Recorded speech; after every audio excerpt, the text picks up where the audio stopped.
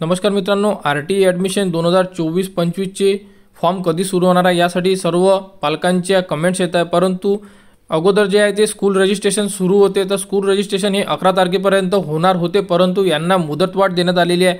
तर आता school registration जे आहे ते 18 तारखेपर्यंत असणार आहे आणि 18 तारखेनंतर पालकांसाठी जे आहे अर्ज ओपन करून देण्यात येणार आहे।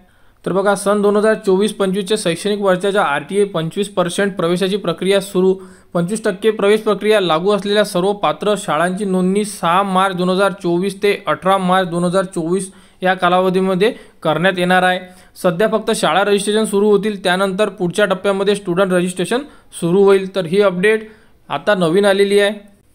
तर ही अपडेट RTA कडून देण्यात आलेली आहे। तर शाळा रजिस्ट्रेशनला मुदतवाढ देण्यात आलेली आहे। तर 18 तारखेपर्यंत विद्यार्थी रजिस्ट्रेशन करू शकत नाही। तर स्टुडंट रजिस्ट्रेशन कसे करायचे, फॉर्म कसा भरायचा, स्टेप कोणकोणते असणार आहे यासाठी प्रॉपर व्हिडिओ आपल्या यूट्यूब चॅनल उपलब्ध करून देण्यात येणार आहे।